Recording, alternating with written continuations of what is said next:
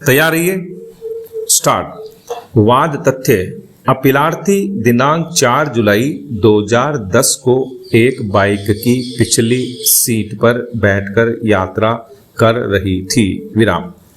Bike को एक truck ने टक्कर मार दी। विराम। परिणाम स्वरूप वह घायल हो गई और उसे 14 दिनों तक हॉस्पिटल में उपचार कराना पड़ा तथा अपनी प्लास्टिक सर्जरी भी करानी पड़ी और स्थायी रूप से निर्योग्य हो गई। विराम।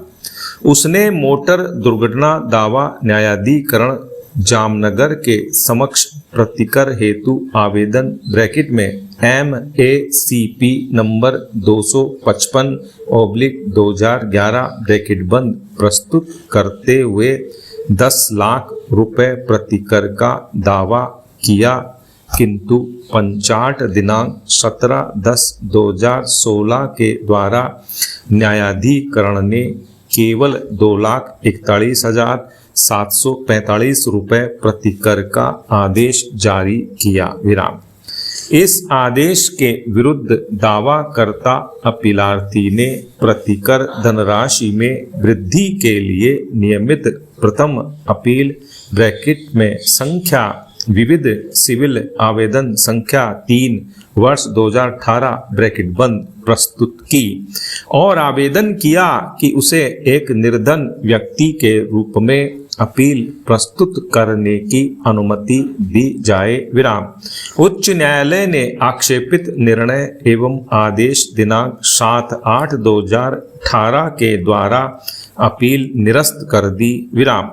उच्च न्यायालय का प्रवर्तनीय आदेश निम्नवत है। पैरा 3 अभिलेख पर है कि दावाकर्ता ने न्यायाधिकरण के समक्ष दावा याचिका प्रस्तुत की और 10 लाख रुपए प्रतिकर का दावा किया, जिसमें न्यायाधिकरण ने अंशतः दावा स्वीकार करते हुए आक्षेपित आदेश के द्वारा 2,41,745 रुपए की प्रतिकर धनराशि का आवेदन की तिथि से भुगतान कर दिए जाने की तिथि तक 9% ब्याज के साथ आदेश किया। विराम। पैरा 4 उपर्युक्त के विचार में अपीलार्थी को एक निर्धन व्यक्ति के रूप में विचारित नहीं किया जा सकता है और उसे पहले न्यायालय शुल्क जमा कराना होगा। विराम। पैरा 5 फिर भी अपीलार्थी के लिए विद्वान अधिवक्ता ने कथन किया है कि अपीलार्थी को कोई भी धनराशि आज तक प्राप्त नहीं हुई है।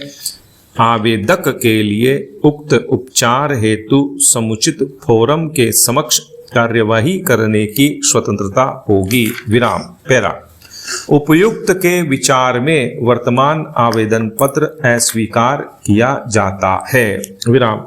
न्यायालय शुल्क जमा कराने के लिए आज की तिथि से 8 सप्ताह का समय प्रदान किया जाता है। विराम। पैरा अतः गुजरात उच्च न्यायालय के उपयुक्त आदेश के विरुद्ध अपीलार्थी की ओर से यह SLP/अपील प्रस्तुत की गई। विराम।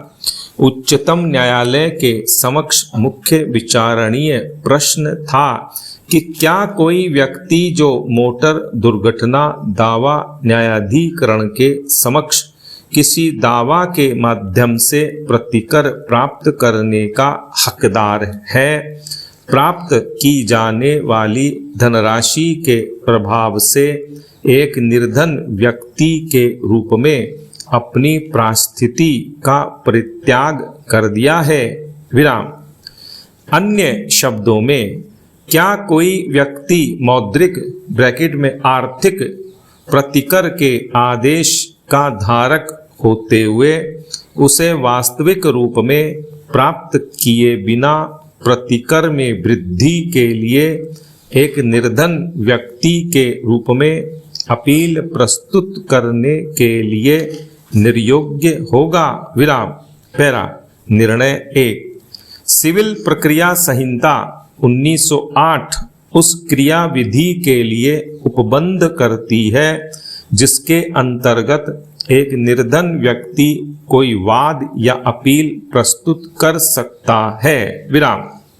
संहिता का आदेश 33 निर्धन व्यक्तियों द्वारा वाद प्रस्तुत करने और आदेश 44 ऐसे व्यक्तियों द्वारा अपील प्रस्तुत करने के लिए उपबंध करता है। विराम। इस मामले में विचारणीय प्रश्न मोटरयान अधिनियम 1988 की धारा 173 के अंतर्गत प्रस्तुत अपील से संबंधित है। विराम। आदेश 44 के नियम 1, 2 और 3 में निम्न उपबंध किए गए हैं। पैरा। आदेश 44 निर्धन व्यक्तियों द्वारा अपीलें। पैरा 1 निर्धन व्यक्ति के रूप में कौन अपील कर सकेगा?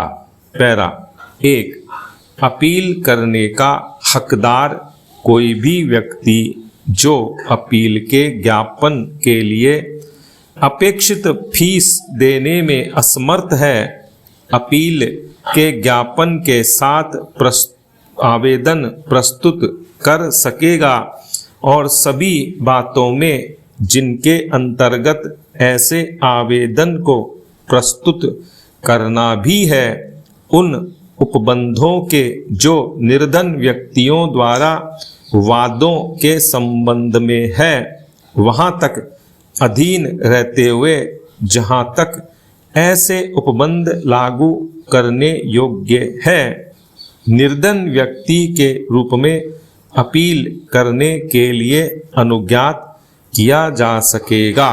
विराम।